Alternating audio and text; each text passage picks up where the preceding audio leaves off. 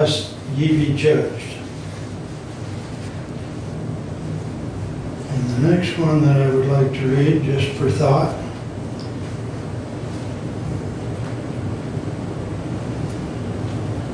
is, and I might as well give where it's from, is John 8:6.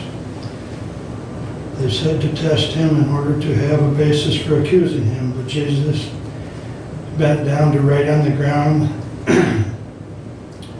and then prior to that he said, let those without sin cast the first stone.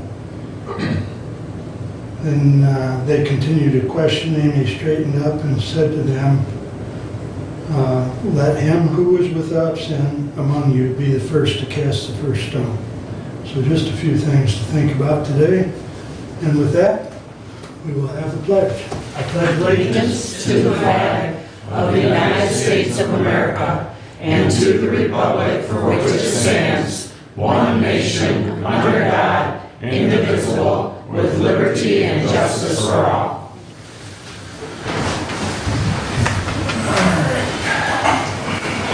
Now, we have an item of business that we will take care of at this point. Tim?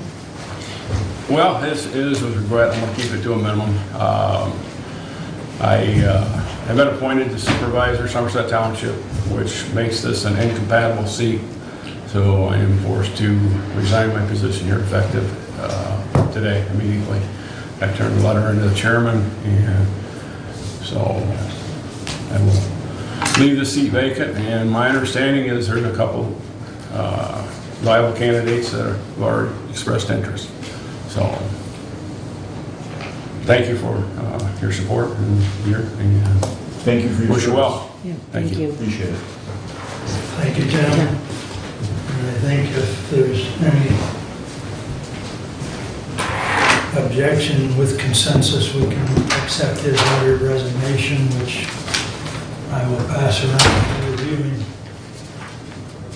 Should we vote or? We can either do it by consensus or by vote, whichever your pleasure I'll is. move to accept the resignation. Support. Moved and supported. Further discussion? Hearing none, all those in favor signify by saying aye. Aye.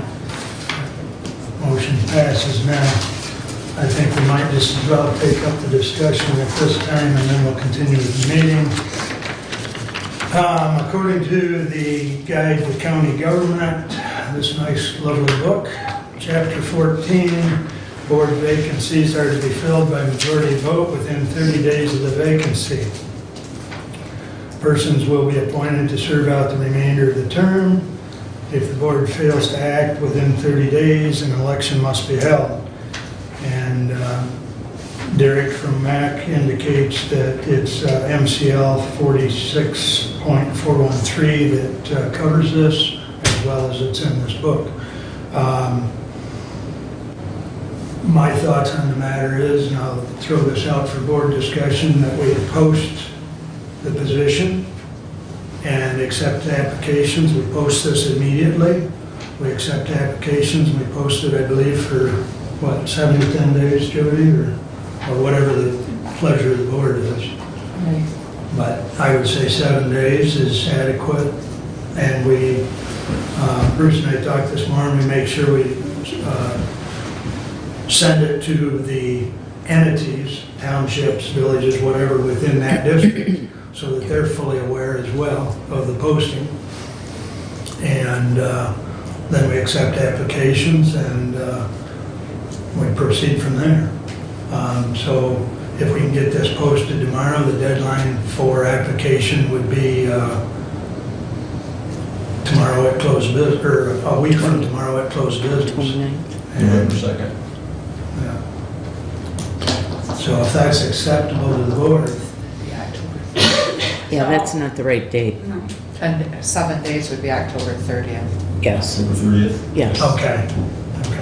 So if we have to appoint somebody within 30 days, or are you saying if we fail to do that, we have to have an election? Right. But 30 days from today is when? November 20, Today's the 22nd. That's November 21, 30 days. 30 days is November 21? Yep, back a day. Is that before or after our second meeting in November? It's before. It's before. Our second meeting in November is the 26th. Yeah, so Have to do it. hence, November 30th would be the deadline for application.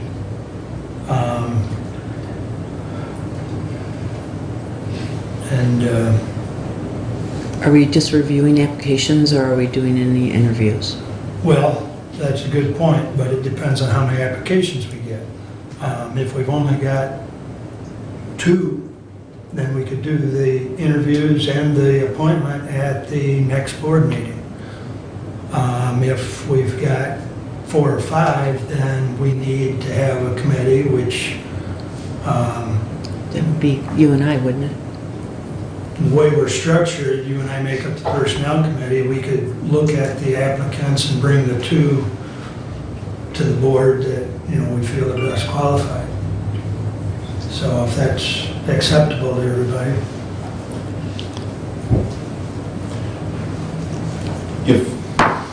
If we do that, let's say there's 5 people, Yep. and you appoint a committee to interview them, or to look over the stuff and everything else, and then they recommend, I don't know, 2 to come forward. Right. Okay, then I'm assuming the board would want to interview those people, they'd have to be a public meeting, and all of that could not, I don't think could get done. You can always have a special meeting. That's what I'm getting at. All of that couldn't get done by the time our next meeting rolls around, and so we'd have to have a special meeting, which probably wouldn't be a bad idea, because then there'd be plenty of time for discussion, to hear from the public, answer all kinds of questions and so on, and we wouldn't be burdened down with, all the other stuff that we normally do. So maybe we should tentatively set a special meeting prior to the 21st.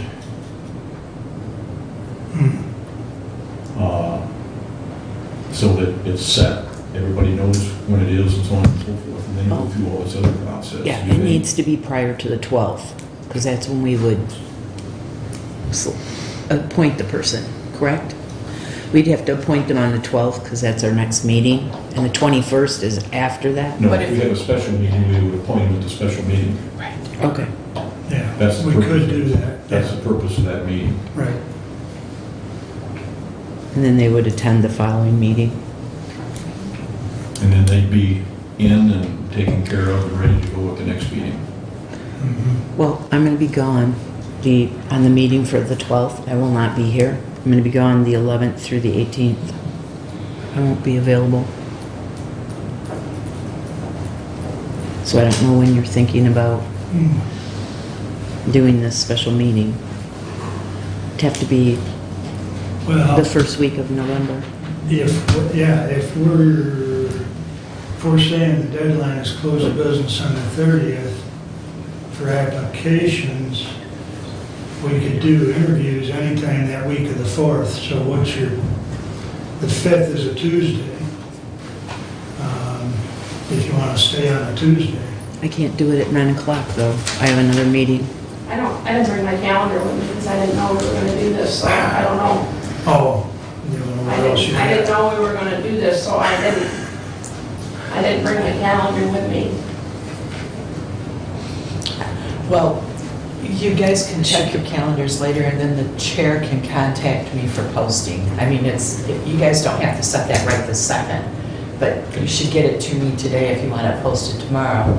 I mean, I can get that posting out, but as far as setting the special meeting, whenever you decide you want to do that, I just need 18 hours. Okay, everybody check We your might- calendars then and let me know what day or days. Give me maybe first and second choice on the week of the 4th, and then, Well, also, we might want to see who the applicants are first before we post that. Don't we only have to post it like 24 hours ahead of time? The special meeting, Yeah. 18 hours. Okay, so we might want to wait because the applicant, we might need to have a night meeting. We might need to, it Right. depends on who the applicants are so that they could attend. yeah, we're just tentatively setting a date right now, but we do need to at least tentatively have a date, so. Okay, Do you want the applications turned into the clerk's office? yes, please. Okay.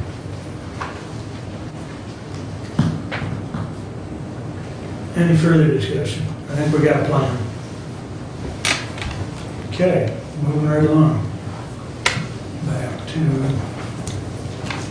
Public comment. public comment. Anyone wish to address the board at this time?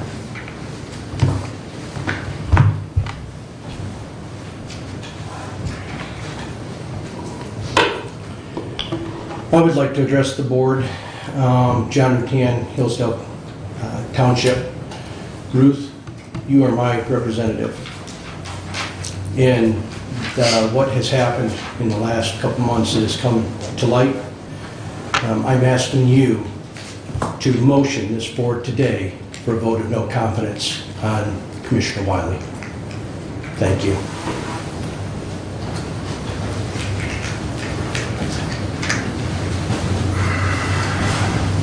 My name is Daniel Rutan. Mr. Wiley, you are my representative. I have made some FOIAs that have been denied, that I believe unjustly, but I have some questions for you since you won't answer my emails. First question is, did Carl Albright resign his post? Second question, did you go to Stephanie Albright or Stephanie Kaiser and try and broker a deal after the fact that he resigned?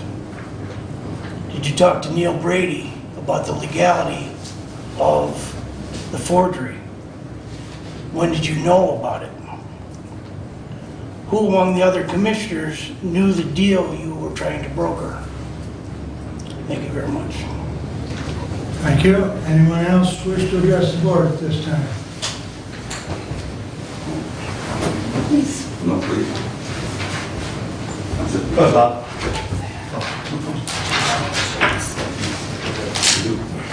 Good morning, Board of Commissioners, Honorable Chair. My name is Namrata Carlin, and I am from District 5. I come from Somerset Township, and I'm just here to commend this board for all the actions in the past for several years that you have been providing to Hillsdale County.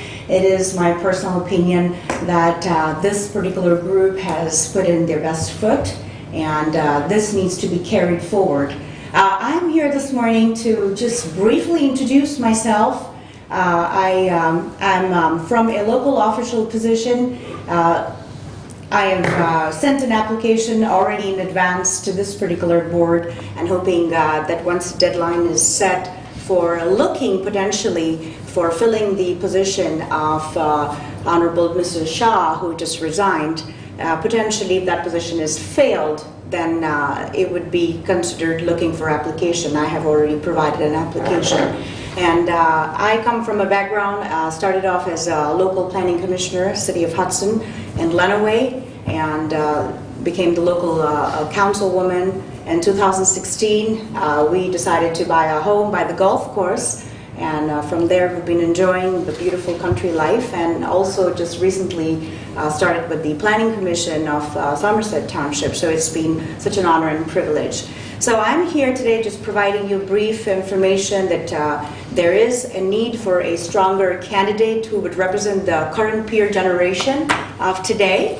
And if you look no further, I would like to put my best foot if you were to consider. And again, last but not the least, I'd still like to just encourage you for all the work that you have been doing and more work to continue to do with our Hillsdale County. And God bless you all. Thank you. Thank you. Anyone else wish to address? Good morning. Good morning. Rob Reichler, Scipio Township. I had an opportunity to speak with someone at the Lenawee Commission, so I'm going to bring that subject up in a brief moment. But since you have the county book that you just referred to, I hope that we can understand that we don't have someone who is an official that needs to be, we need to be putting something in there that says that they need to not, they have to resign their position. to get on this board, not to be on another board. And I'm hoping we can find a way to, put something in there for that. And I'm hoping also that we're not going to get it appointed. I'm hoping that we'll have a special election to bring someone in. And I hope she'll put in 2 feet instead of just 1. The other is, that I was speaking of, I was just over at Lenawee just trying to get some information and things, and I'm not talking about the aquifer. And the issue came up about the sheriff's department, and obviously I don't know anything. I can't give all the information. I don't know enough of what the situation was. It was a little embarrassing because I didn't have any information to offer them, but it does concern a lot of the public, and I think we're going to be really going to be held accountable for the first time on the actions of the sheriff and what had taken place. And should there be any other inquiries from 2009, 2010, 11, possibly the 2014 and 15 going into April, may very well need to be looked at as well. So I'm hoping that the whatever we're going to do here, whatever you guys decide here, in putting someone in place, as well as making the public be assured that you are being held accountable for this situation, and exhibit it and show them the strengths that you actually have. I'm just bewildered about the whole situation. So other than that, I want to thank you, and I hope you have a good day. Thank you. Anyone else wish to address the board at this time? We will have another public comment at the end of the meeting. We'll move on to the consent agenda. I'd like to make a motion to approve the consent agenda with moving 19-107. I want to pull that and put that down under my heading D. Okay. 19-107 will be moved down under Drew's report. Is there a support with the... I'll second it. Okay. Any other additions or corrections to the consent agenda? Hearing none, all those in favor of the consent agenda as amended, signify by saying aye. Aye. Opposed? Consent agenda is approved. Correspondence is listed. Comments on correspondence? I attended the PA 57 meeting last night in the city of Jonesville. It's now required by the state that the tax capture entities have informational meetings twice a year. So, yes, Bruce is smiling. Well, I'd just like to say that this board, because of actions that we took 2 or 3 years ago, got the attention of the powers to be up in Lansing, and that law got changed, so they actually report, and now they're being held accountable, which is the way it should be. So, I'm patting them back to all of you. Thank you. But it was a really good meeting. The LDFA board and the DDA were there because those are the 2 tax capture entities. But then many organizations from the community and community members and the city council also attended that meeting. And it was open to the public. There's going to be another one just for the LDFA in December, before the December meeting at 7:45 at the Jonesville City Hall.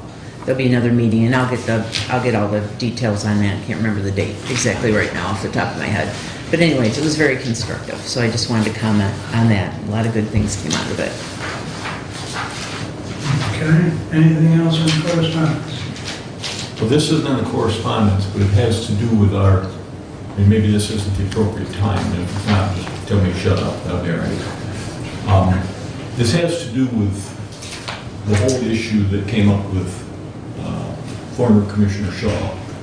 And we sent information to the Attorney General's office and requested a Attorney General's opinion, which is the only option that we have as a board. And it's sat there for 10 months. And I just want to express my extreme disappointment in the Attorney General not issuing an opinion on this and getting back to us in a timely manner, since the law prescribes that Neil, and he declined to for, I think, legitimate reasons, and her are the only entities that can rule on something like what we were facing. It's extremely disappointing that they didn't rule and give us an answer one way or another, so that everybody knew what was the situation and we could move forward. And I just wanted to express that. It's not a good situation up there in the AG's office in terms of how they handled this whole situation. Thank you. I concur. We needed that information in a more timely fashion. So, okay. Anything else on correspondence? Okay. So next page back, regular agenda. The approval of the regular agenda. Support. Support. Okay. Any other additions other than what we moved 19107 down under Julie?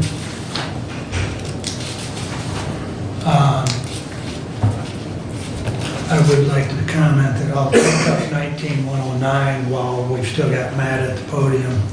So Matt's shaking his head, so he's in agreement. So other than that, all in favor of the regular agenda, signify by saying aye. Aye. Opposed? All right, moving right along. Matt, you're up. Good morning, Board. Thank you. So I'm going to briefly go through our drain and lake level assessments for the year. Like I said, I'll try and keep it brief. You all have reports that you can go through through finer detail at your own convenience. If you have any questions, give me a call, and we can get those answered for you. But we'll just start on page 2. So this is basically what you're probably most interested in, and that would be the county at large assessments for the year. Real quick, I'll just point out the lake level assessments, which doesn't affect county because there's no at-large assessments for lake levels, it's just parcels.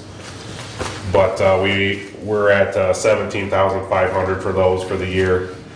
Lake Leanne, we assessed $10,000. Big Mosherville Lake, $2,500.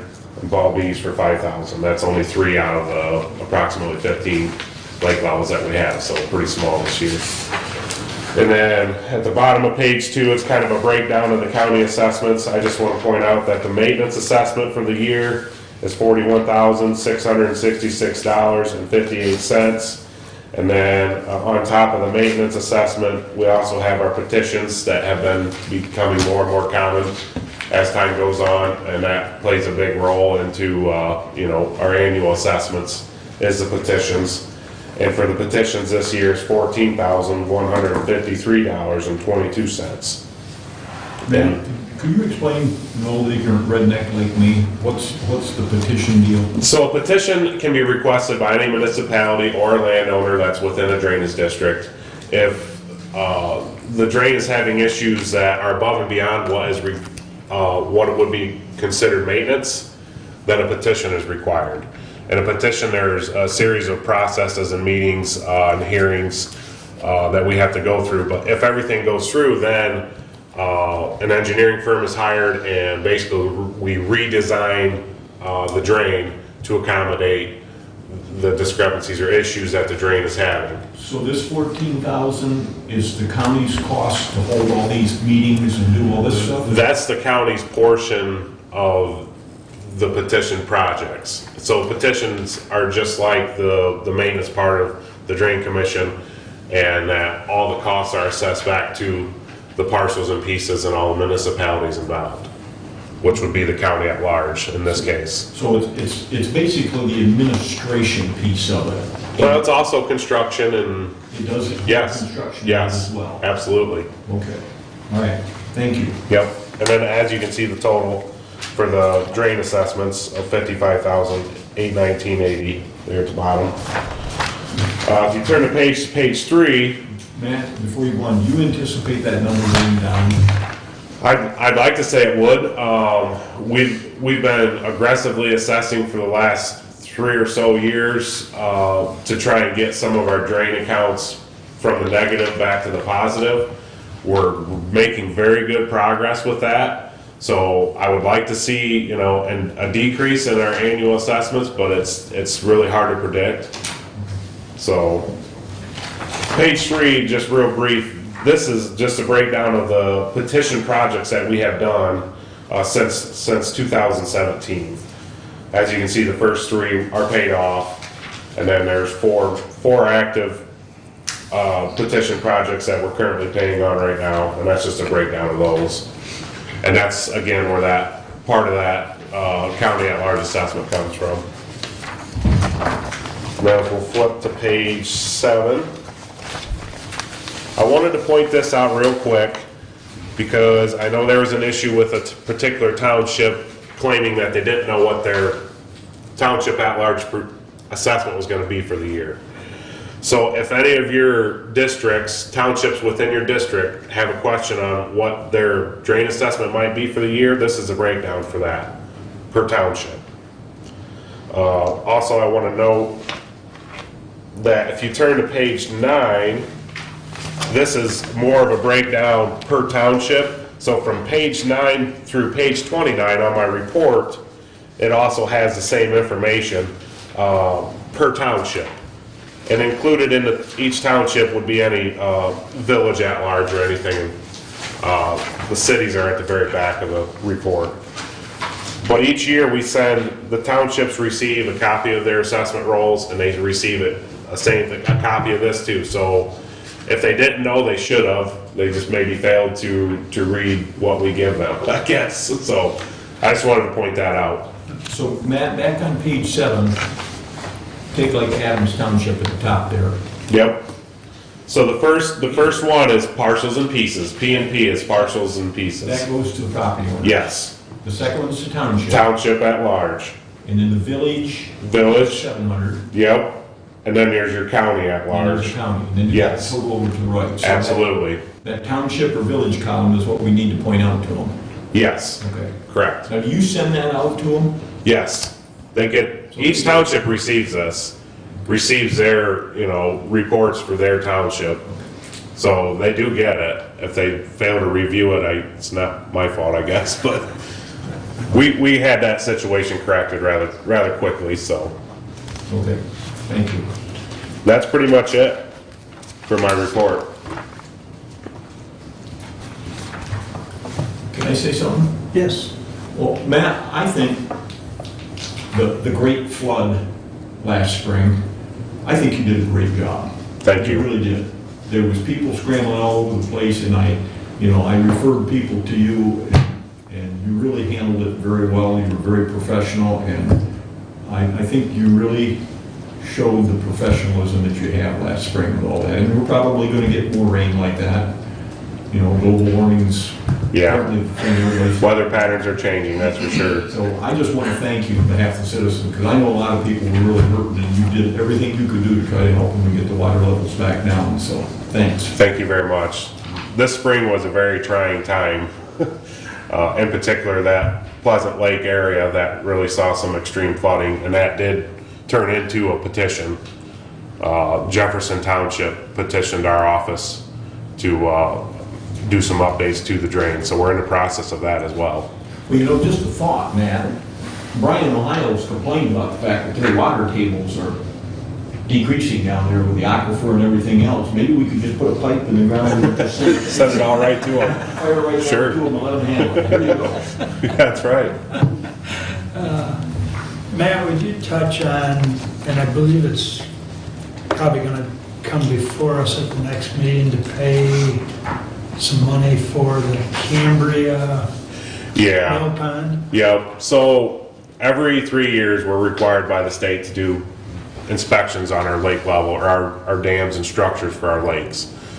Cambria Mill Pond, I believe, Karen, am I right by saying that's gonna be the only one left now with no assessment roll? As soon as we get Crystal Lake. Once we get Crystal Lake done, Cambria Mill Pond will be the only one with no assessment roll, similar to Ball Bees and Crystal Lake, which we're working on right now. So being there's no assessment, there was never an assessment role established for that legal lake level. We had no means of paying for the 3-year inspection. And that's something the board has always done, is picked up that cost. I apologize, I don't have the exact number of what that cost is, but it's, I think around $1,000, $1,500, something of that nature. Yeah, I think the information I had the other day from Derek was there was one more bill coming in that'll make it up around that 1,000, because Yeah. currently we've got like 700 or something. Yeah, Okay. yeah. Is this what's on here, the drain commission investigate a new drain, no place to assess the cost? I think so, Or is this something different? This thing that Derek gave us, yes. the drain commission is a little bit over on the budget, about 3%. And the reason is because you guys investigated a new drain, is what Derek's telling us. Well, There's no place to assess that cost. yes, we receive questions on issues that are not a county drain. And sometimes we have to have, an engineer look at it or legal counsel review it.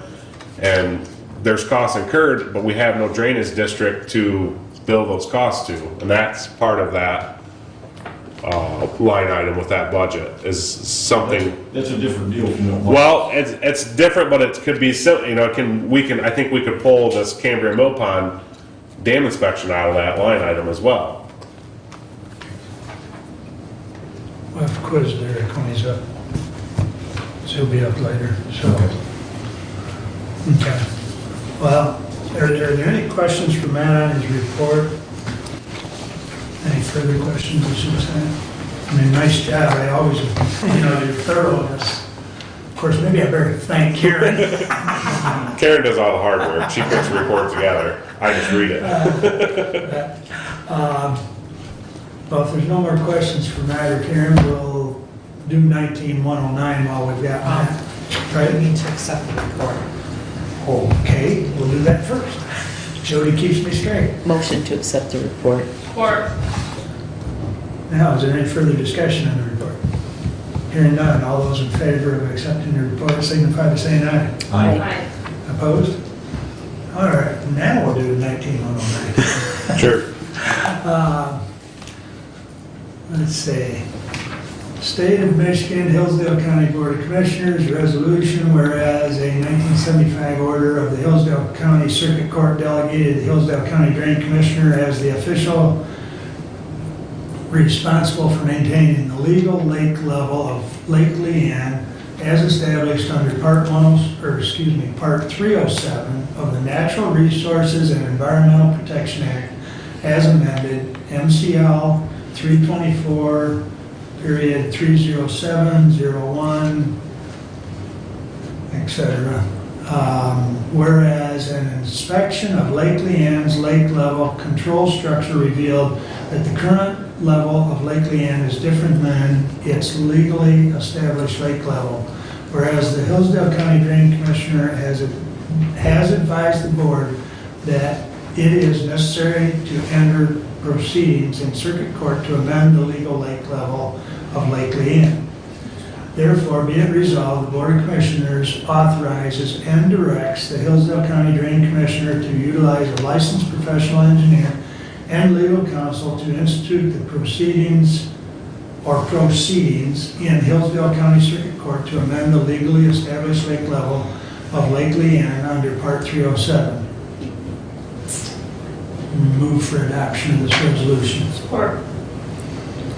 Would you explain just a little bit on that, Matt, please? Absolutely. So, real brief, basically, with each legal lake level that we have jurisdiction over, there is a set legal lake level. Some have, a summer a level and a winter level. But we determined that Lake Leanne, the lake was actually about 1.5 feet, 2 foot higher than what the legal lake level should have been. But if you look at the lake, you could tell that historically that's where they've always carried it. So to go by the book, we want to get this corrected because I have no way of accurately measuring, how high, where the water level is compared to the legal lake level because it's 2.5 feet, 2 foot high. And how this ever got screwed up or adjusted this way is beyond me. It's years and years and years ago. So it's not really an issue. It's just something to protect us. We should get corrected and get updated and set a new level for that lake. And this is just a process for doing so. Okay. So if you took the level back down to what it is right now, it probably would cause just a smidgen bit of consternation. You are 100% right. Boats would be sitting on sand. So,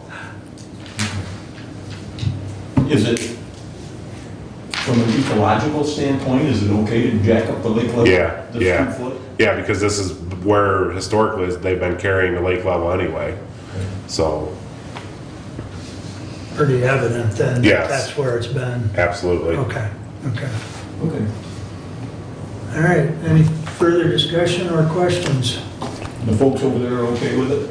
On the lake? Yes, they're inquiring to me about getting it corrected. I've been working with the Lake Association. Association. Yes. Good, Okay. okay. Any further questions, comments? Ruth? No, sir. All in favor, signify by saying aye. Aye. Opposed? You may proceed. Thank you. Just real quick, I just want to make a note that Karen, today's her last day. She goes for surgery tomorrow. So Karen will be taking extended time off. We're hoping no more than 6 weeks, maybe less, but that's what the doctor's telling her. So we will be short-staffed in the office with just Aaron. I talked with Derek briefly if there was a way we might be able to, if we got into a pinch where we could maybe have someone, particularly Joe Sharp, who used to work in our office, come in if Aaron called in sick or something. And Derek, I think that's a discussion we may have to have further than this meeting, probably with you, Bruce, about the budget, but Derek doesn't see where we could squeeze that into our budget to have Joe come in part-time, but I just wanted to let the board know. Okay. So, thank you. Thank you, Matt. We wish Karen the best with your surgery and your recovery. Thank you. Yep, good luck. All right. So,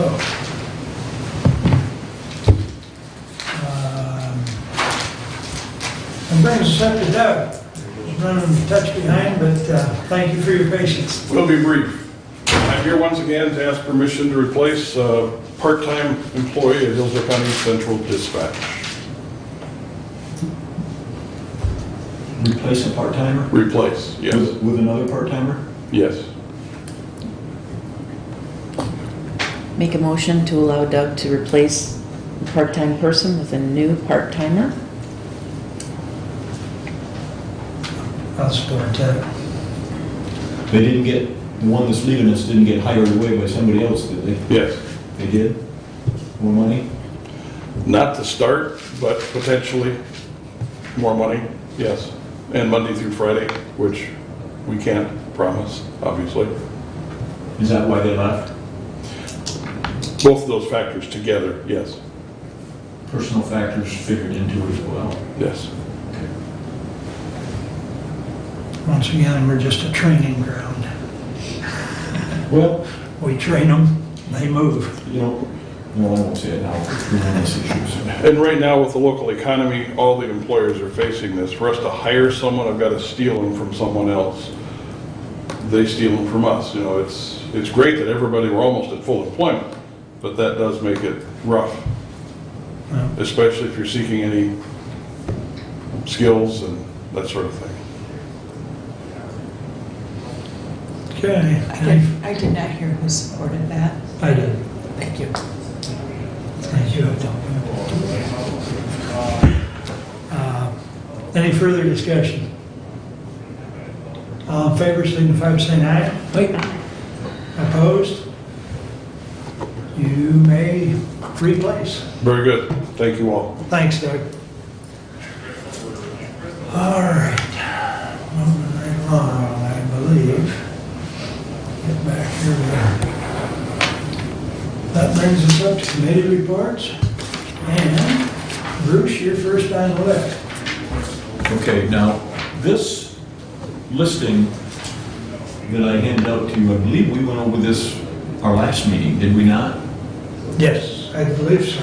I don't know why they were laying here, but they were laying here, so I handed them out to you again, so. Now, I want to mention, because I said at the last meeting, if you look on the back of this thing, that we're 4.5% underfunded. Okay, in other words, we're that much to the good right now through the end of September. Now, since that time, when I talked about this, and that 4.5%'s about $500,000, so it looks pretty good. However, since that time, I talked with Derek. December is a 3-pay month for county employees, and he's just looking at things that haven't been paid that we know are going to get paid and so on and so forth. There's a lot of bills that come due at the end of the year, and he's estimating right now that we'll end up the year with a $20,000 surplus, which is nothing in a $12 million budget. So I'm just telling you, things are really tight. And in that regard, I didn't say it when Matt was here, but I want to add to it the whole discussion. We have the potential of this windmill farm that's being put up over in Moscow and Adams and Wheatland Township. We have the potential of getting a pretty good chunk of change from that thing the first year. But I want all of you to understand that under state law, all that stuff that's being put up is considered personal property. And that means it depreciates so that in 5 years, it will be on the tax roll at 30% basically of what it costs to put it up.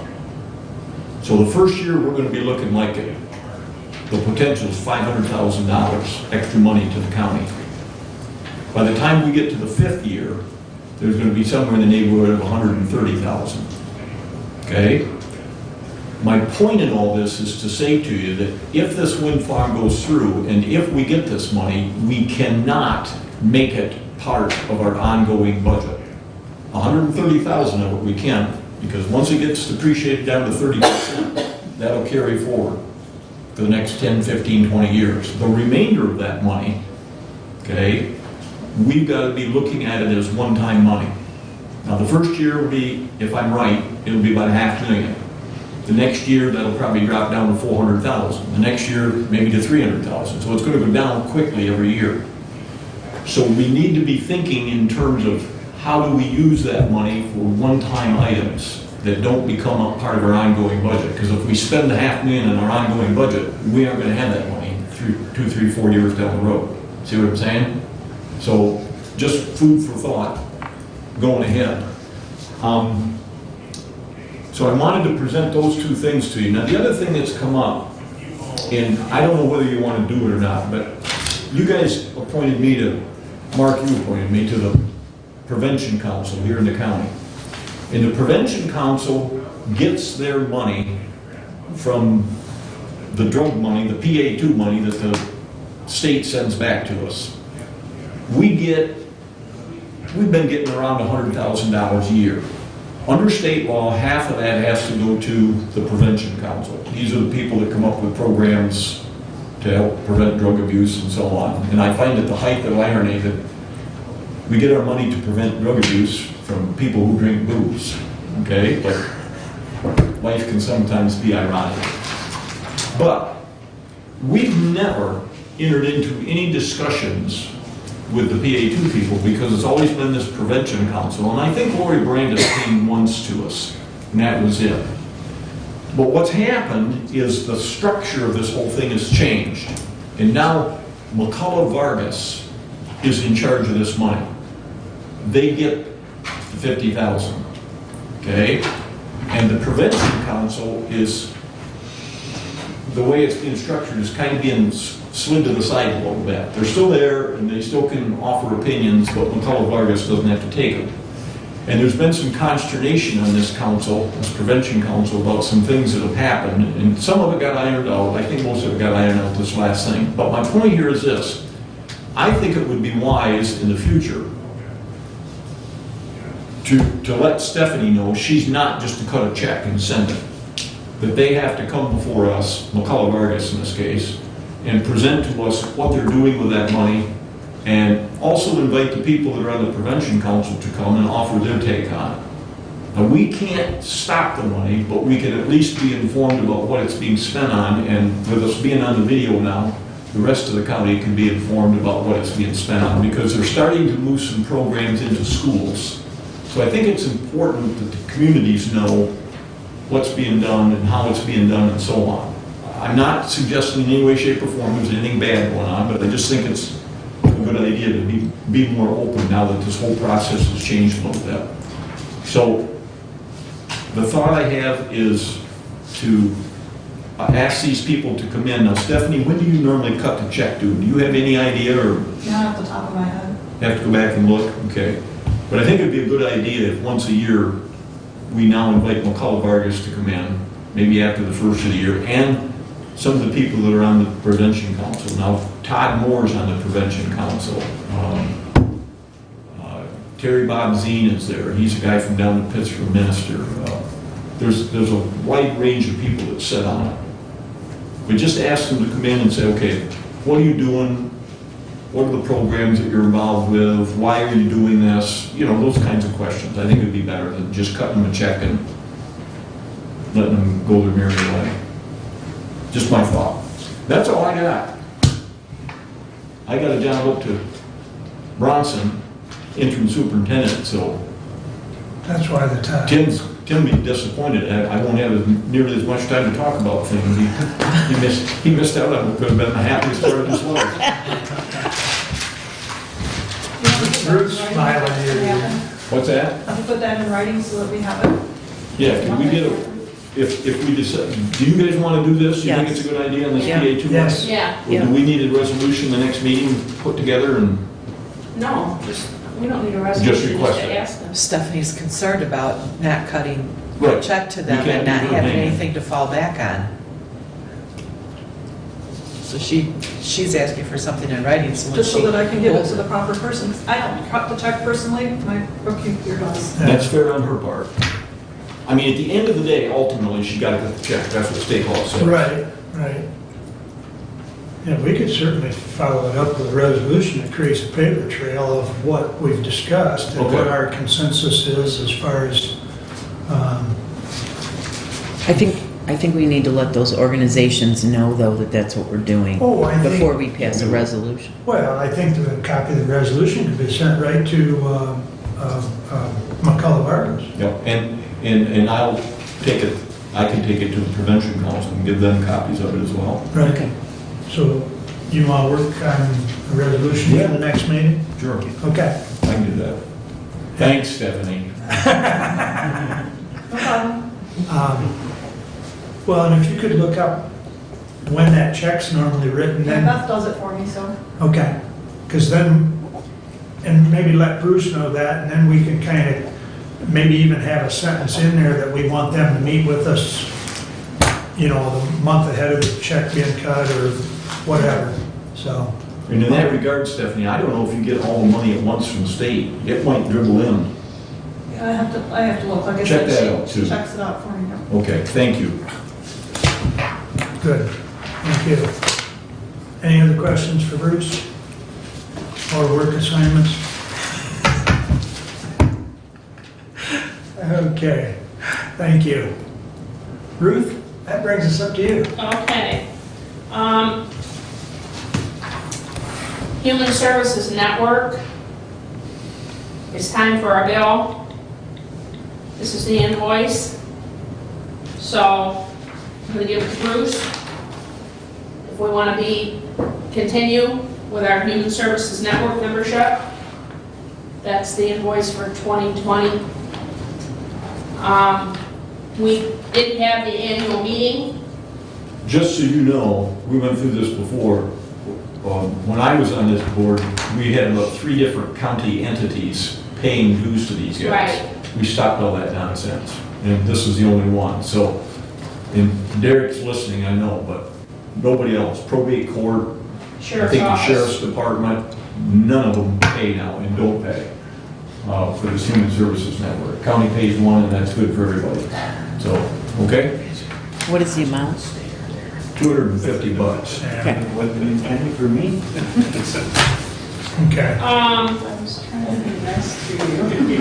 gonna let Julie, when it's Julie's turn, she'll talk about Michigan Works Southeast. You went to that awards. Yes. Thing, did you? So, okay, I'll let her talk about that. Today is the Senior Center Finance meeting and board meeting, and I sent you guys all that on the email. The next census complete count census meeting is on Monday, so I'm going to that. And other than that, I'm working on Lifeways, and I'm working on suicide prevention. Suicide prevention, we're planning an event on Leap Day, which is February 29th next year. 2020 is a leap year, and so I'm planning an event. My coalition is planning an event on Leap Day, which is going to be called Islands of Wellness, and it's going to be at the ISD, and it's going to be a family-friendly event. It's going to be an event for families with grade school kids, grade school age kids. So we're working on that right now. Unless there's any questions, that's my report.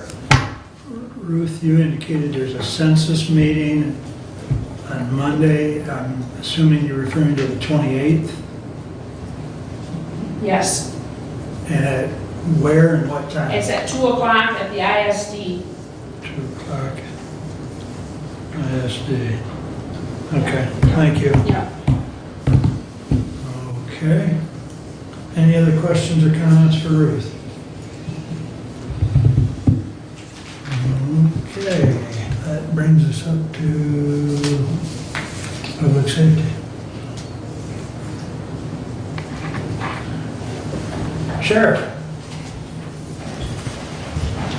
I'll let you have the floor. Good morning. So I have provided a press release to board members this morning, and that press release comes as a direct result of the lack of staff to continue the 24/7 patrol operation from the sheriff's office. We encountered within the past month 2 senior staff members who chose to resign, retire after 22 years of service. Both of those individuals took jobs, one within the community. Hillsdale College created a specified position for the guy, and he chose to quit and go work for Hillsdale College. The other individual was a sergeant who quit our office also after 22 years and took a job at Marshall PD for a higher pay rate and a better pension program. Those 2 individuals were, as we say, kind of the final straw on the camel's back for staffing levels. I currently have 1 road patrol member who has been deployed to Cuba as part of a military assignment since February of this year. And when we have somebody on deployment from our office, we can't hire to replace them because they have full rights to come back to their job once they're done. So we've been scrambling to make sure we can cover shifts, working officers on overtime for him. And then this August, we had the crash with our deputies, and which still has Deputy Ludiger out on medical, and it's undetermined when he may or may not return to work. So I've laid out basically 4 individuals clearly that are going to be gone and out of our staff. We're in the process of putting out applications.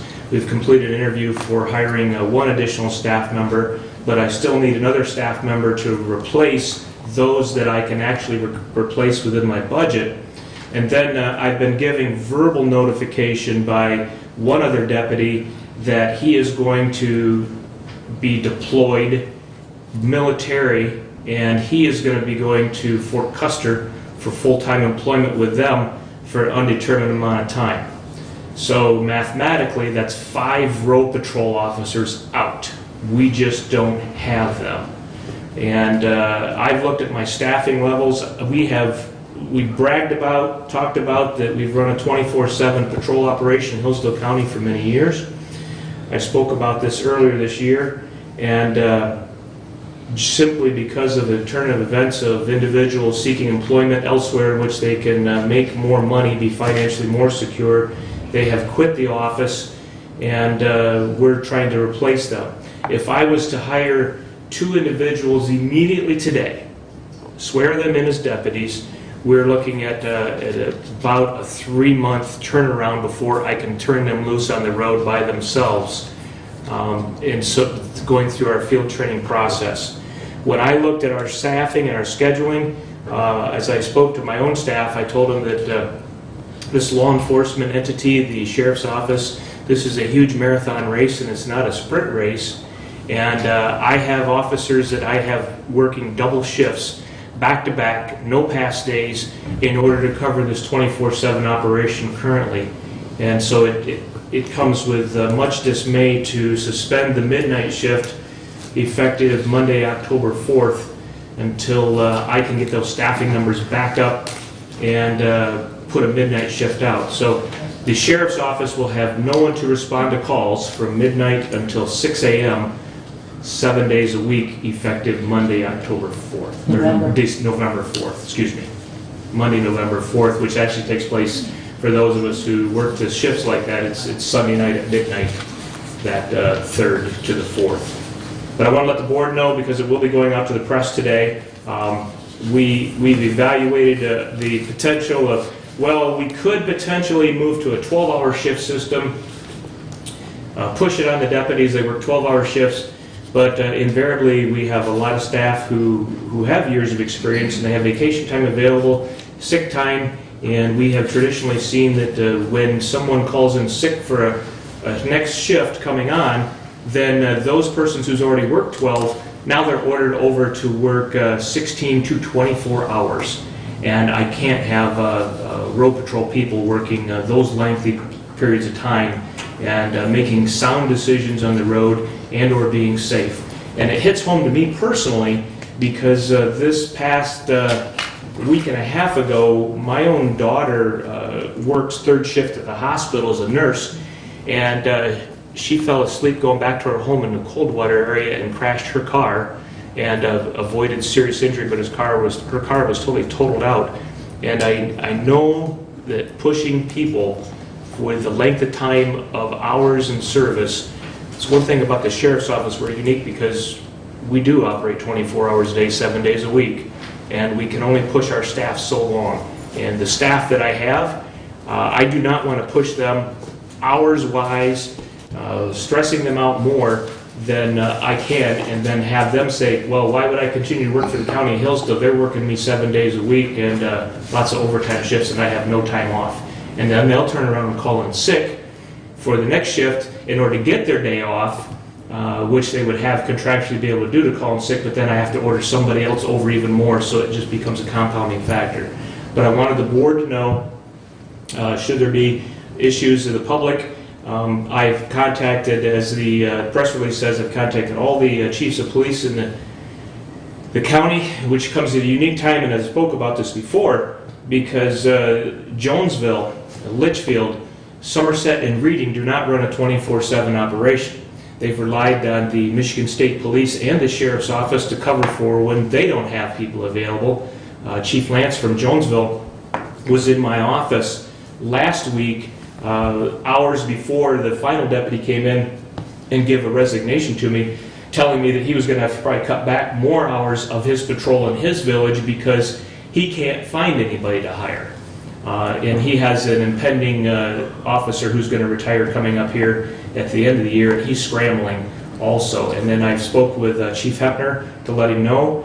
I think that he was less than pleased with my decision to do this, because we back up the city substantially when they're tied up with events at the hospital, and we take calls in the city also. Our 3rd shift does when things are happening, so that just will not occur. Lastly, the sergeant who resigned, I have went through a interview process and we promoted within.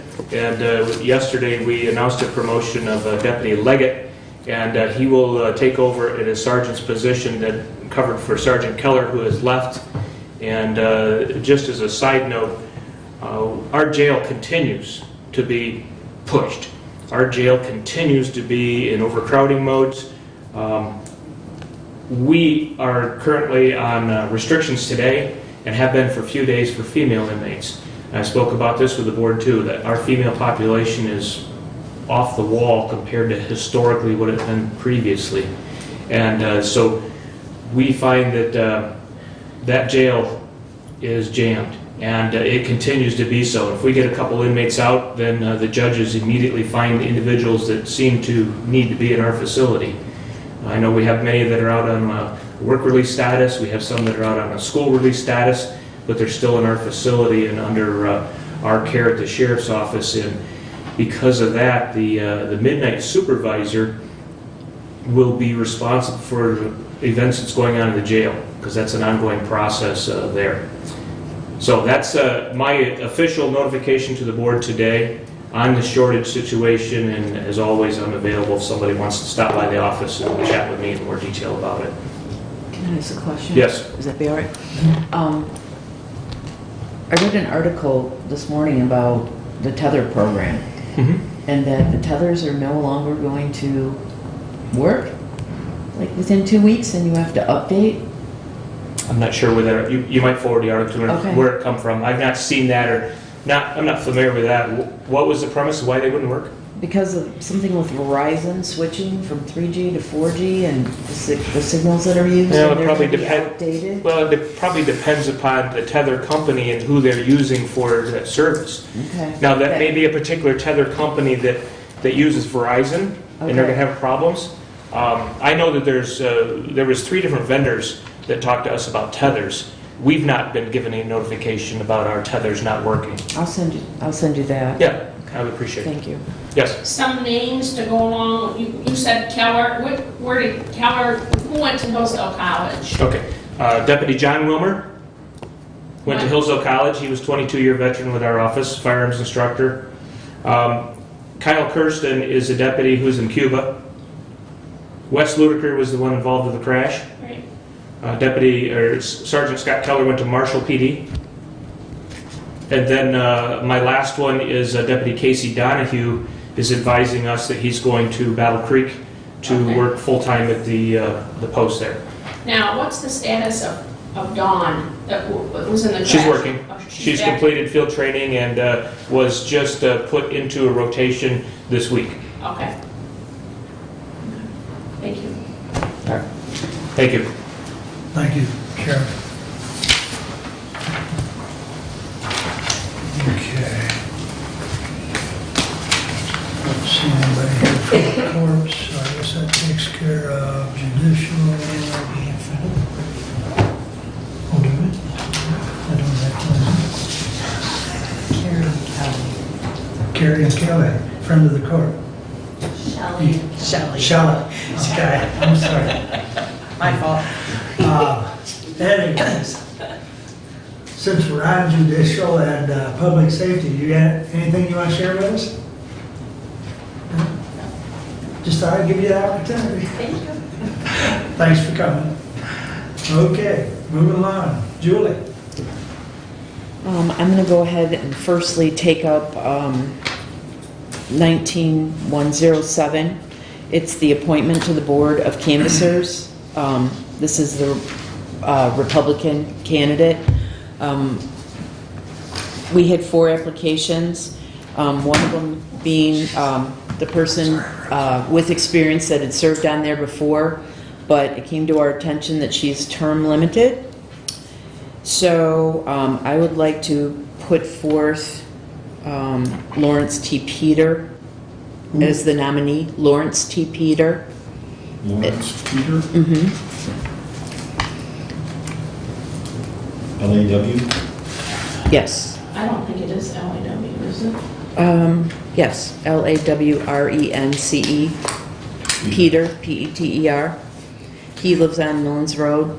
in Hillsdale. He has a master's of public administration and attends Republican Party events, and most recently has been working on the census. And I think he would be highly qualified, so I motion that we appoint Lawrence Peter to that position. I'll second it. So in lieu of Mary Jo, we're going to put Lawrence Peter on. Yes. Okay. He'll replace Mary Jo. So we will amend 19107 to reflect that.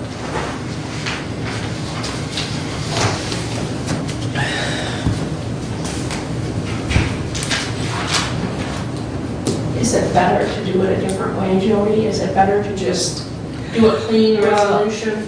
Because this resolution is a multi-combination. You get 2 appointments and then 2 amended appointments on the same resolution. I don't know what would be the better. I don't know. Whatever the board's pleasure is, I guess. Well, whatever. Marty did want me to remind you guys that this is going to be a big election coming up and that the experience would be great. That was one of the Well, that things was- that Julie and I That was our discussed. discussion, but we did set up term limits some time ago, and we have worked really hard, although there was one exception in the past, not to violate that policy. And so I think Lawrence will do a fine job. That's fine, she just wanted me to remind you, that's all. Yeah. So we can amend this, vote on the resolution, amend it to bring it back at the next meeting. Is that what you prefer? Go ahead and do the amendment on it, and then I'll work it, I'll figure it out. It'll be fine. What, if we amend it, do you want to just bring us back a clean version for consents or consent agenda? We could do that. Yes. That would So work. we'll do it now, and then we'll bring it back at the next meeting in the consent agenda. Okay. That makes sense, then we've got a clean one. So we need to move to approve this, move to amend, approve the amendment, and then approve the resolution as amended. Okay, I move to amend Resolution 19107 by removing the name Mary Jo Dunlap and putting in place the name Lawrence Peter. Support. Okay. Any further discussion on the amendment? So we're voting on amending 19107 as indicated. So all those in favor of the amendment signify by saying aye. Aye. Opposed? Okay, now we need to vote on 19107 as amended. Okay, but I didn't get us who supported originally. Okay, thank you. All right. Yep. Okay, I'm caught up now. Okay, thank you.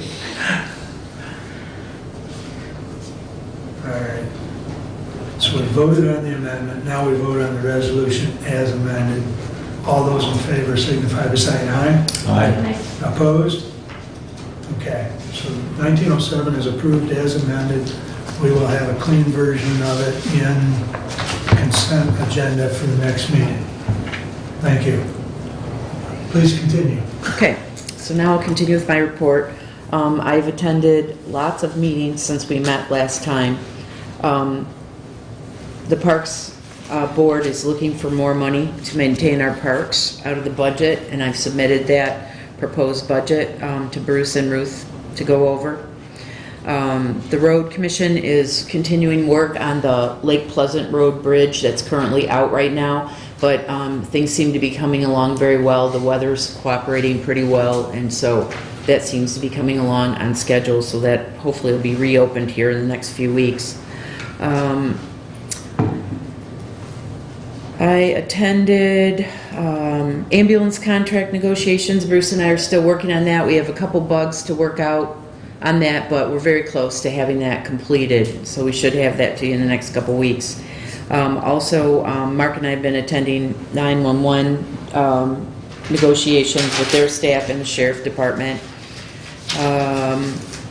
I did attend a Michigan Works meeting and the Michigan Works Awards, which were last Friday, and it was really nice. We had 2 people receive awards at that meeting, and Andre Wasson, who's a member of our community, received an award for his efforts as a person to work through personal trials that he had and come back and be a, part of the workforce in the county.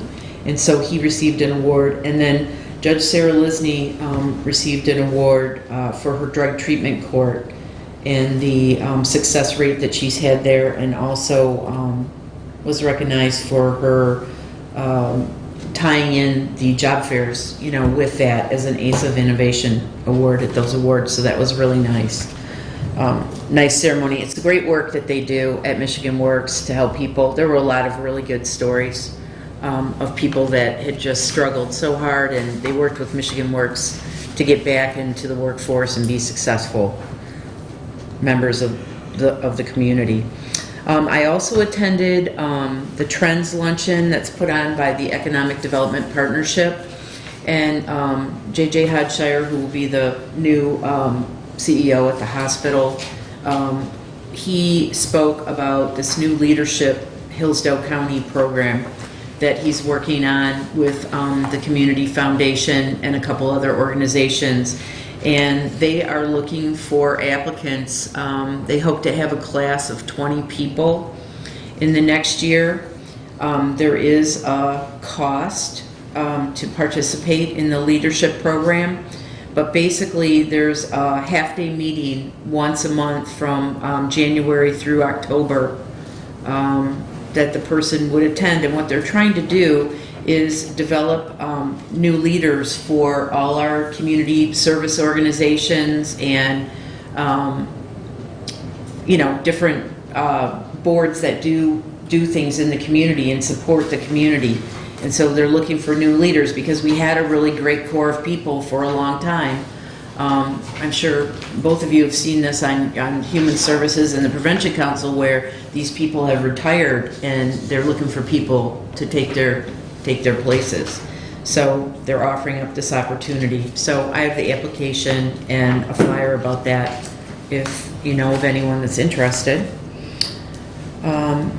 And then lastly, I would like to talk about, I've been working on trying to get young people involved in local government in different ways and understand that there are job opportunities in local government. I have a nice program going with the adult students at the Greenfield School that are doing an unpaid work internship at the parks, and they work on all different things of maintenance and cleanup and just different projects, painting that need done out there. I proposed at the last EDP meeting to do a student tour of this building and the different departments and offices. I'd like to organize that with Jonesville Schools, would like to do that. And they'd like to bring 20 or 30 kids to the building sometime in November. And I'd like your approval on that. And once the kids come and go through the different offices and see what there is to do, they would be looking to, in the winter semester, do unpaid learning internships in some of our county offices. So I would like to get the board's approval to proceed with this program. I've talked with Julie about it, and I think it's a good idea if she, I guess she's just looking for a consensus about moving forward with getting more young people involved. I think it's a good idea. Thank you. I do. Fun. Can't hurt. Okay. Very good. Consensus. Thank you. That's my report.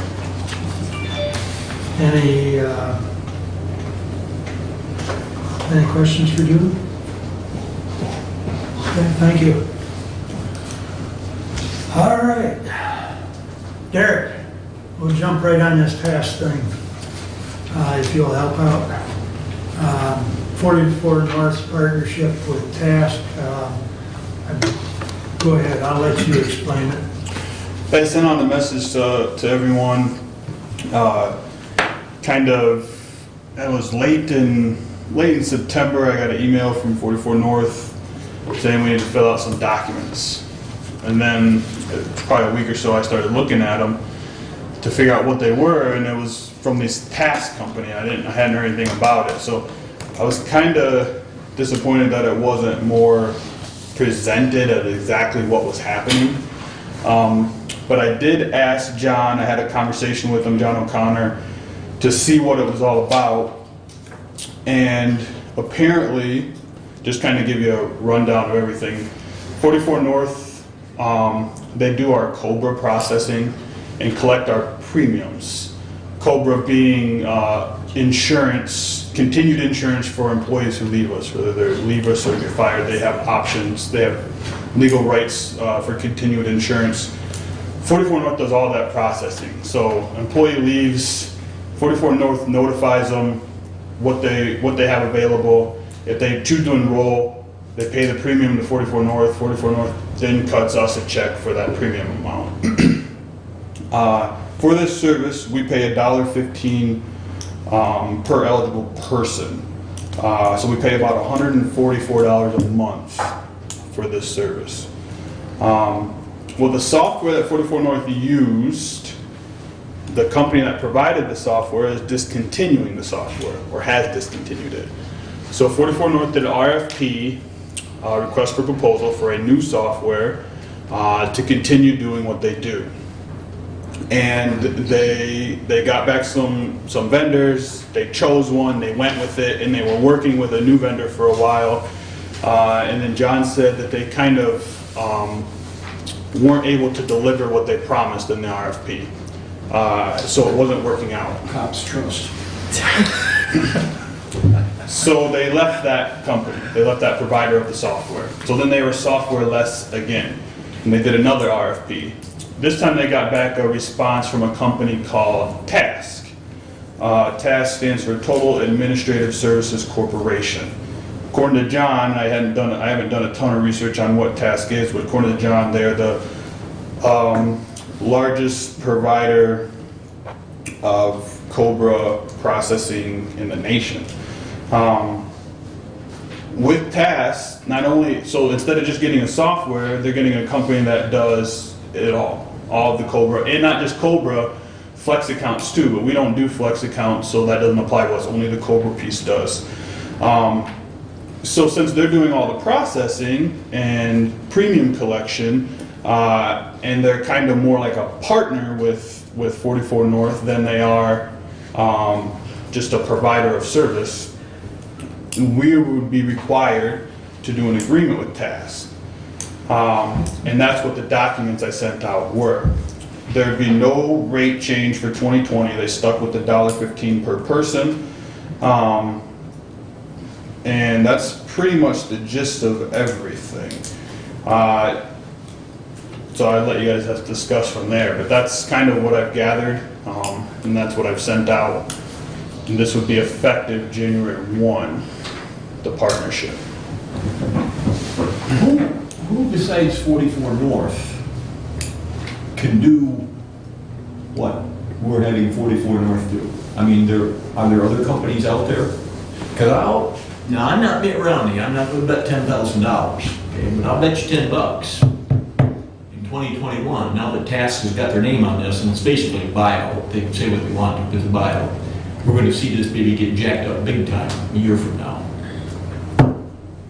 So my question is, who else does this besides 44 North, and do we need to start looking? Well, we had other providers come in here and make presentations that are Well- local. I mean, for all of it, but Yeah, there was only one that could provide the entire package of services, and it's a similar company out of Ohio. Some of the other ones kind of did pieces, but not the complete. But as far as really, We're between a rock and a hard place. We have to do this. Yeah. There's not going to be an increase this year. I'm just saying, we need to start aggressively looking at who else offers these services and for how much? Because a year from now, I'll bet you bottom dollar, this baby's gonna get jacked up big time. Now the task has got their foot in the door. Is it just a one-year agreement? This would be a one-year agreement, yeah, so we're only sign up. They do offer a 3-year agreement, and I think we can lock the rate in for 3 years if that's the route we wanted to go, but because we don't know the company, I don't know that I would want to do that either. That'd be up to you guys. Well, that'd be one thing to avoid a rate hike, you could lock them in, but in the same token, like you said, we don't know how the company's gonna be to work with. No, I didn't, 44 North did say all contact would still go through 44 North. Our bill would come from 44 North. The major difference is the paperwork that goes out to the people who are looking to continue insurance. That paperwork comes from Task.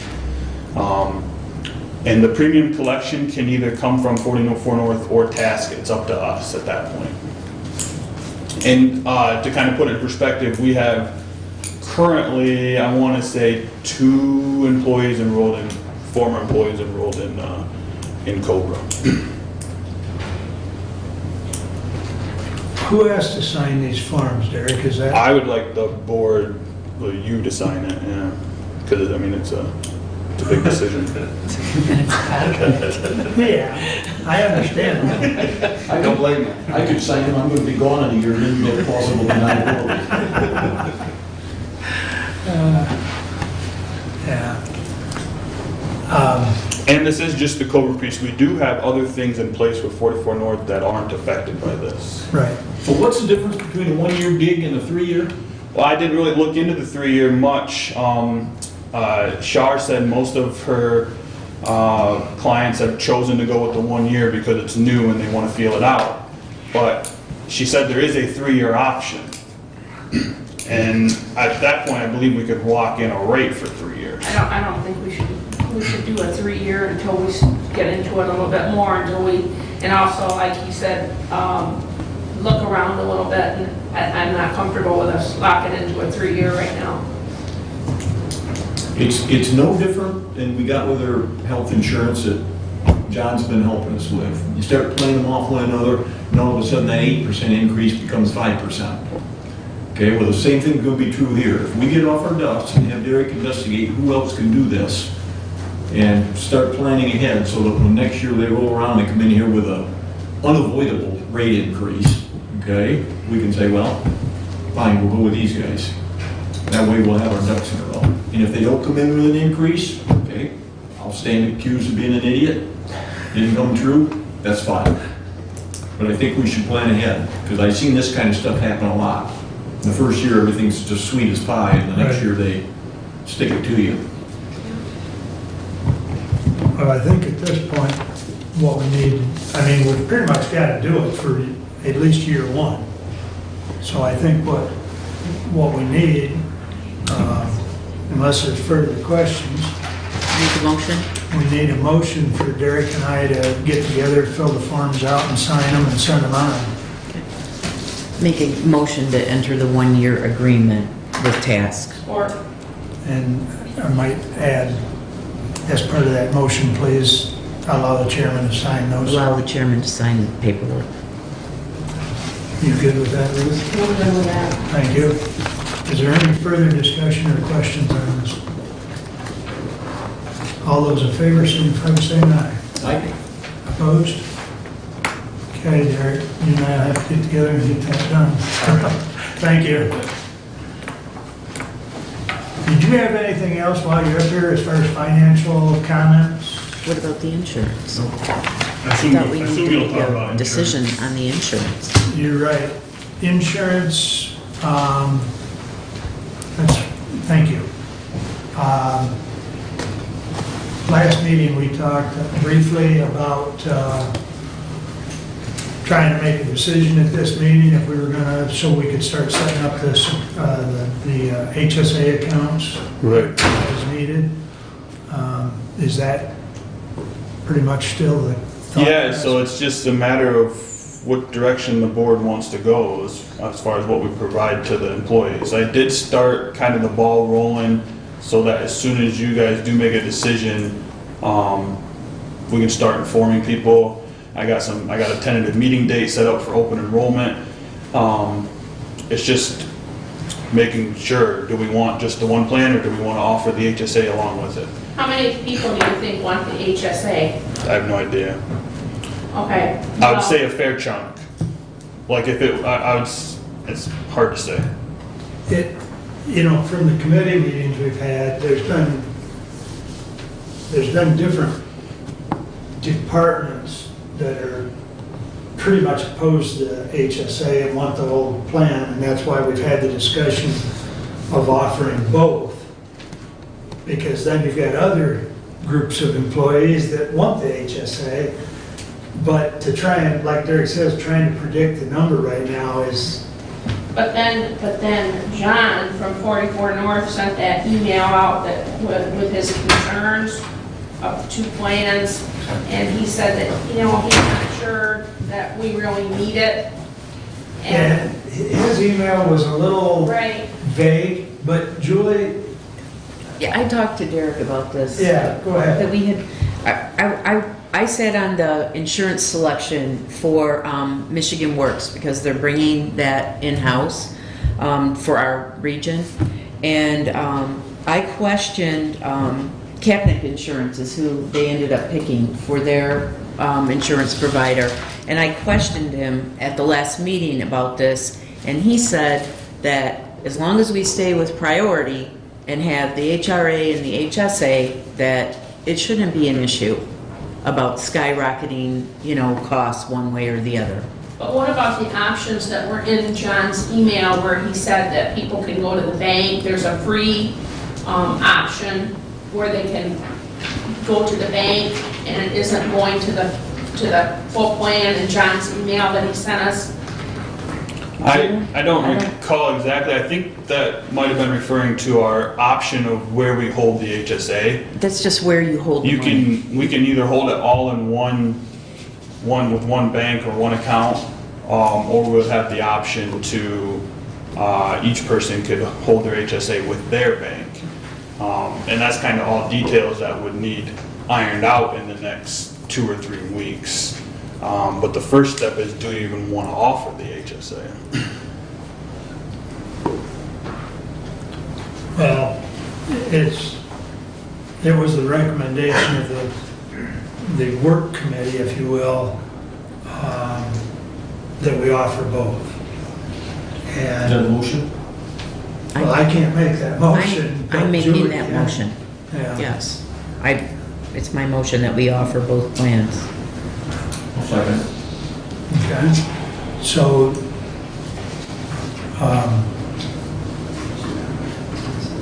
the other thing, the other part of this that we're gonna have to discuss, and it's somewhat germane to the motion, so we can either discuss it now or later, but, we've had some discussion of how we're gonna front load those that enter into the HSA. So that needs to be decided today as well. Now, with that said, it's kind of a number in the sky because we don't know how many are going to go into the HSA, but we at least need to figure out whether we're going to, you know, front load it all in January or split it between January and June. How much are we giving them? Was it 14? And 28? Well, if you funded the whole deductible, it'd be $1,400 for single, $2,800 for 2-person and family. 1,400 for singles and what? $2,800 for 2-person and family. Okay. So you can do it any way you see fit, but people that have enough money in their account start off the year, so if they get sick, Right. they don't have to go out and borrow. What they did at the state with me and the other senators that took the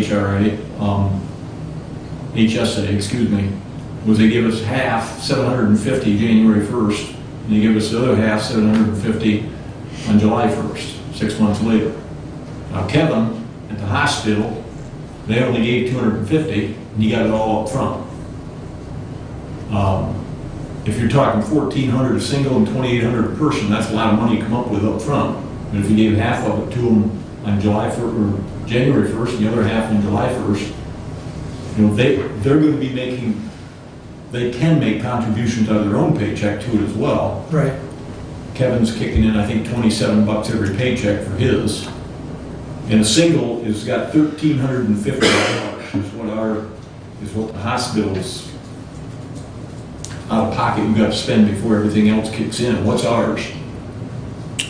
How much is a single gotta pay before everything kicks in? $1,400, the deductible's $1,400. Okay. And then their co-insurance kicks in up until, Right. I can't even remember, 2000? Right, Is that I think right? that was, So the most they'd ever have to pay out of their own pocket is 600. That's the gap they'd have to bridge. So I guess I'd say, my thought is give them half of it up front, January 1st, the other half on July 1st. All right, well, let me regress a minute and let us go ahead and vote on this to keep it clean, and then we'll have a motion as how to Okay. fund the HSA part. So the original motion was just to offer two plans, the HSA and the HRA, so we'll vote on that. All in favor, signify by saying aye. Aye. Opposed? That passes. Now I would entertain a motion of how we're going to front load the HSA. Okay, I'll move to pay half the cost. For singles, it'd be $700, for couples or full family, it'd be $1,400. Make that payment on January 1st of each year, and the rest of it on July 1st. I'll support that.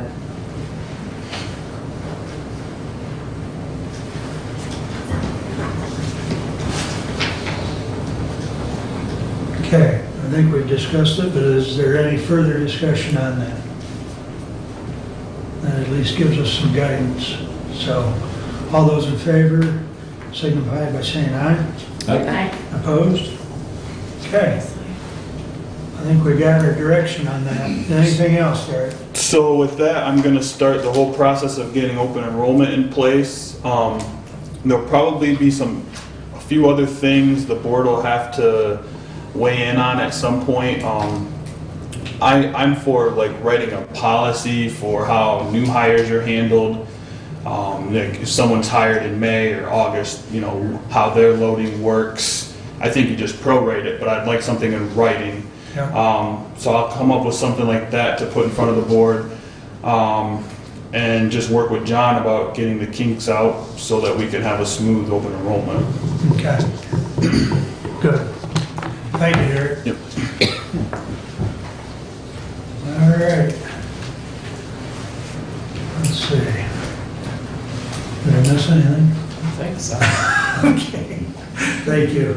Let's see, we've got tasks done, we get the insurance done. The Ohio, Michigan, Indiana Aquifer meeting is posted at the courthouse. It's also in your packet. That is at 10 a.m.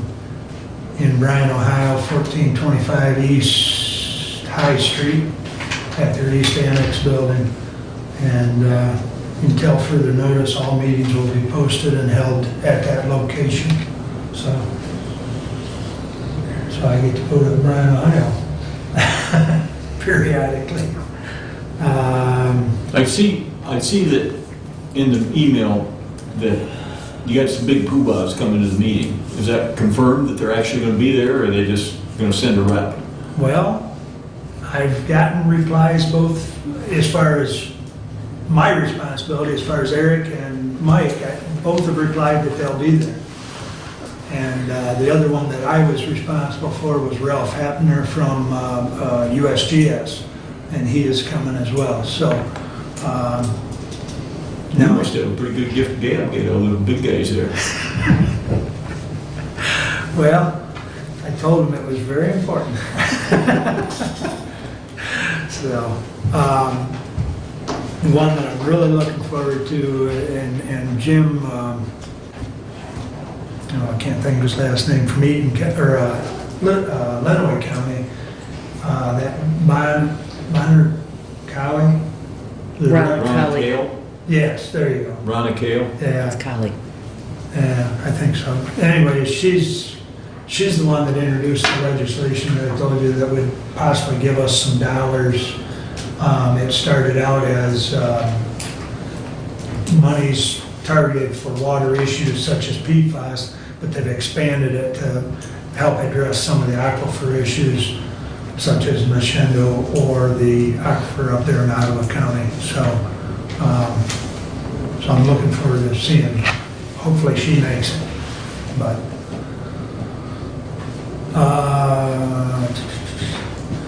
as Julie indicated, we've had some labor meetings. We actually have a tentative agreement with the non-supervisors, both at 911 and at the Sheriff's Department. They both need to have their members vote on that. And then at some point, assuming we get that approval, then we'll ratify it. And we'll get that in front of you as soon as we get that ratification from them. Just a quick update, I talked to Megan the other day, Megan Stiverson. I've told you she's been helping me as far as some of these legal documents concerning the opioid lawsuit. And I handed some more that I'd gotten in the mail to her, one of which was the settlement, or the description of the settlement as far as the Purdue case. And I talked to her briefly about, in that bunch of information from the Purdue settlement, if there's any money that we get trickled down out of that, which hopefully there will be, but it's going to be at least a year as this process unfolds out of that. But I expressed to her that we intend to make sure those dollars go towards the areas that need it, whether it be juvenile or the Sheriff's Department, or the areas that have been impacted by the opioid problem. So, and she thought that was, good that we've been thinking that direction.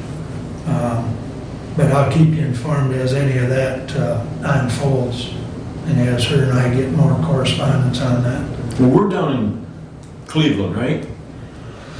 That's Yes. right. Okay, Yes. and they just, 4 counties down in Ohio just settled, got $250 million to distribute amongst them. Yes, And there was no requirement in the settlement that they spend it a certain way. correct. So it'd be just like the tobacco money, probably all 4 counties would go off and put in their general fund, Well, which doesn't do a whole lot of good for the people that suffered from this. No. But be that as it may. And if that got settled down there like that, then we'll end up getting something sometime. We may all be dead before it happens, but eventually we'll get there. well, there's more than likely going to be appeals and so on and so forth, and, it may drag out, but that settlement down in Ohio may set precedents, though. So, yeah, watch the news, it'll continue to unfold, but, okay.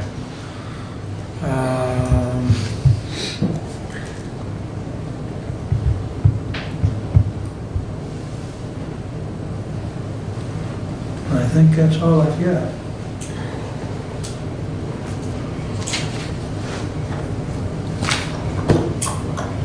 Unless there's a question or two. Derek? I must have messed up. I should have got this on the agenda, but we did get approved to utilize that CDBG money. Oh, I think I sent that email out.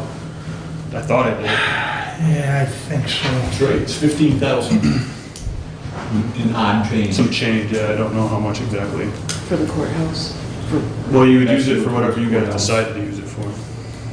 If you wanted to, if you were planning on using it for the courthouse construction, then you would just need to make a motion that we transfer it to the courthouse construction fund. And that's what I I would would move do. that we transfer the 15,000 plus money from the CDBG fund to the courthouse construction fund. Or,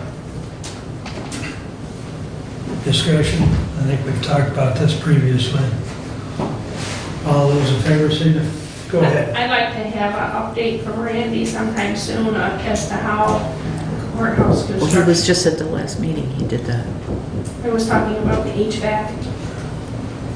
Have him come to the next meeting, he can give us a brief update on the, He was talking about HVAC and architect and whether to bid out or whether to do it in-house and all that. That doesn't have Then anything to do with I know, this. I understand that. The Then he basement. followed it up with an email I'm talking about the courthouse construction project is what I'm talking about to get I mean, out. the basement's real close to. I know, I thought- went down there.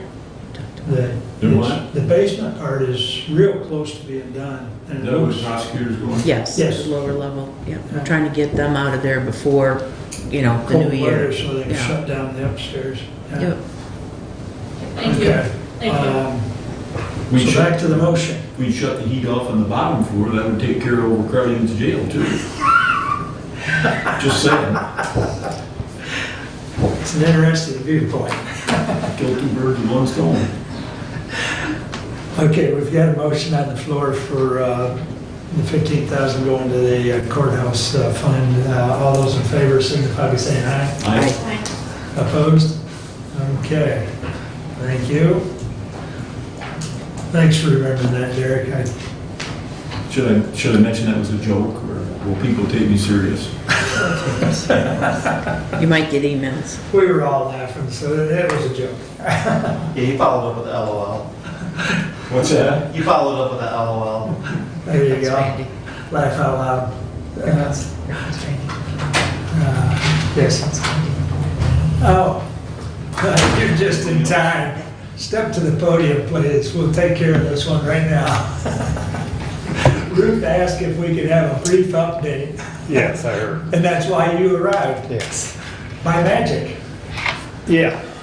Well, so far on the HVAC end of it, we're in a hold pattern. I'm waiting for the engineers, the factory engineers come back down and talk to us.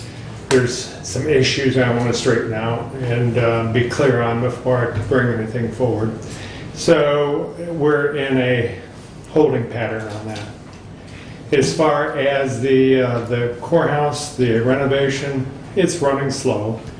And a lot of it's because we're running into issues with the electrical that we've never foresaw. So it takes time to do that. With that said, I'm scheduled to lay carpet in the prosecutor's area the 30th and the 1st. So new carpet will be going in there, which means that space will be finished. And then when we're done with that space, we're taking juvenile, moving them into that space so we can do the electrical on their side without tripping over the top of them. As soon as we get that done, and when we're doing that, we're doing the courthouse or the courtroom above at the same time because it's all right there in the same ceiling. So when we get done with that, then we move the juvenile back out of there, back into their space, and then I bring prosecutor over. So end of the month, we're putting in carpet and everything and moving juvenile in, and then most likely within 2 weeks, we'll be bringing prosecutors over after that. So, Prosecutor be in By the before end of the Thanksgiving. month? Hopefully, yes, if everything goes as planned, yes. Okay, okay. Any other questions for him, Ruth? that's good, thank you. Good. Your timing is perfect. Thank you. All right. That brings us back around to public. Anyone who wish, Stephanie?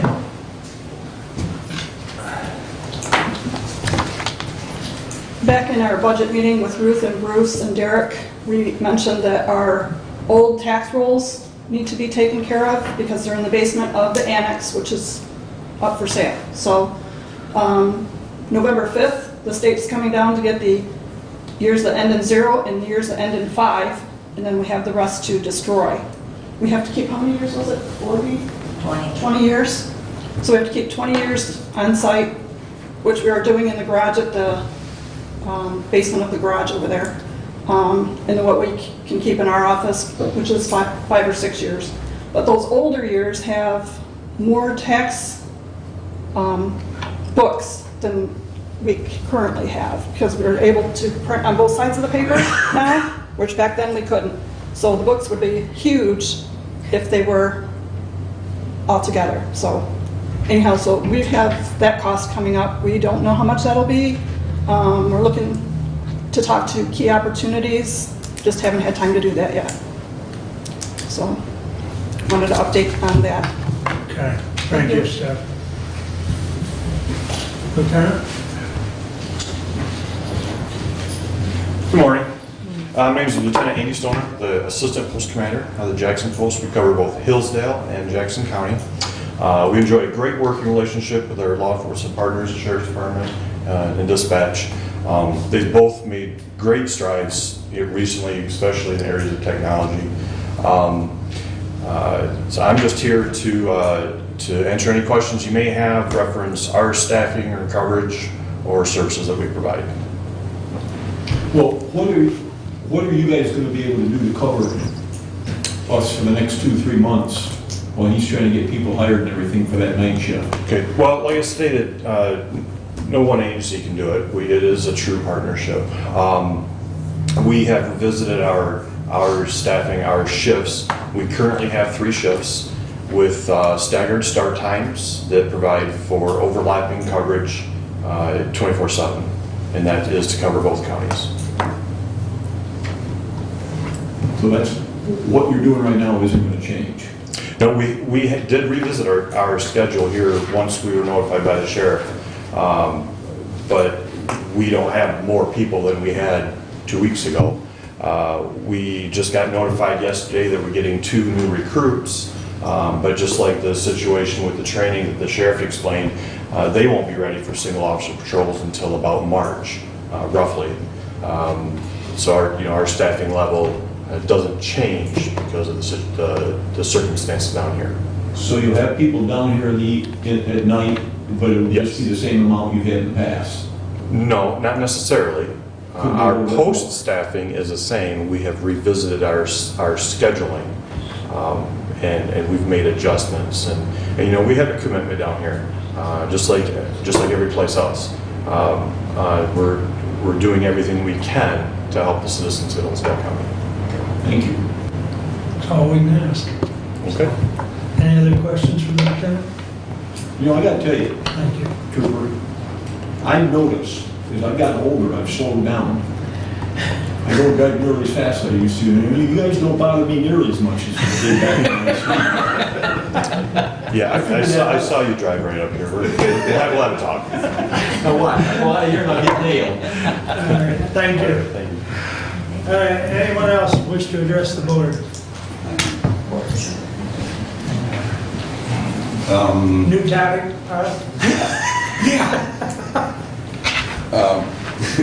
In comment to Julie's, earlier it was on these kids to be attending and coming in and so on and so forth.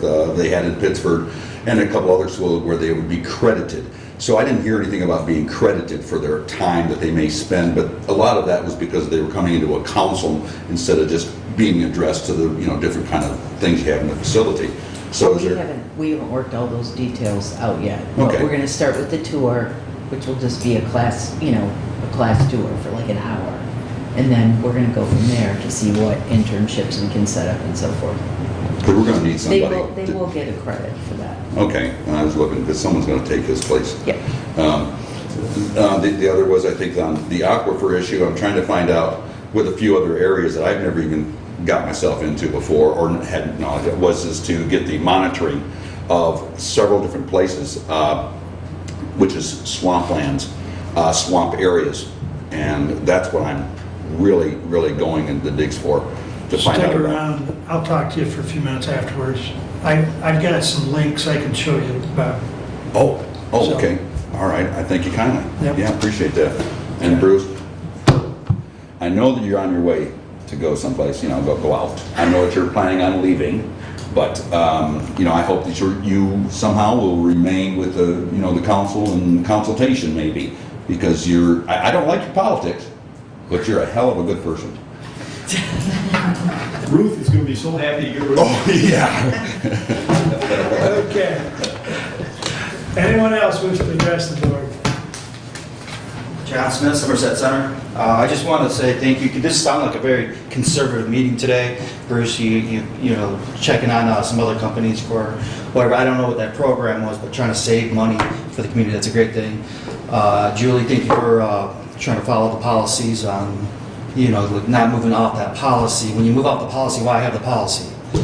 So that was awesome. Also, Julie, if you ever want, I'll team up with you to help you if you need help with getting younger people involved, because I think that's a great idea. And getting people to vote too, get them registered to vote is a good idea. So getting them involved in politics in general will help get young people to get out there vote. They'll tell their friends and family to register as well, and they'll see the importance of it. And I just want to say thank you, Ruth, last time, because I wasn't here last time for the meeting, but for even mentioning the word transparency. I know you got shut down kind of quickly, but just bringing the word up, I just want to say thank you for that. Thank you. Anyone else? Okay. Brings us up to additional business. Julie? Just to briefly address what John just said, the Republican Party is working to work with the college Republicans at Hillsdale College to get out a register to vote for young people for the next election. So that will be something that we're working on next year. Also, I will be speaking at the Republican Women's Meeting on Thursday at Olivia's. It's from 12 to 1. It is open to the public, and it's $10 for members and $12 for guests. It's a nice lunch and a nice meeting. I'll be doing a commissioner update. So if anybody has anything that they want me to speak about, let me know. And also the MDOT Traffic Summit, which is also an open public meeting, is October 30th. I think that's next Wednesday. Next Wednesday at 9 o'clock at the Lewis Emery Park building. Okay. That's all I have. Thank you. Bruce? Additional business? Well, we got this in our correspondence, but I want to mention the Golden Deeds Award invitation. It's really a nice dinner, and it's a nice recognition of people in our community that have done a lot of good work. This year there's a couple people from the theater over in Jonesville that are going to be on it, but it's a really nice evening, and if you want a positive experience, you should go to it. And Doug's been involved with it in the past quite a bit, and I see Don Sanderson's in charge of it now, but it's at Johnny T's on November 14th. It's at 6 p.m. And it's a good dinner and just a lot of very positive vibes. The only other thing I want to mention, I don't want us to get ahead of ourselves here. We don't have the money to replace the heating system in the courthouse. It's not there. So anything that we're doing is just informational. Now, a year ago, we could have put $50,000 into the capital improvements fund, and we chose not to do that. We spent it other ways. And from what Derek's telling me, there's not going to be any money left over this year to put in the capital improvements fund. We're not even close to having enough money to do that. So don't get all excited and think we're going to take off and do this. There's no money. So just keep that in mind, okay? Understand. Ruth? Bruce, Derek, and I are doing the budget at 11:15 on Thursday morning, and I think it's going to take a couple of hours. So I didn't sign up for Republican Women on purpose because I think I'm going to be there with them. So that's why. Okay. But You're going to get pizza. yeah. I'll buy.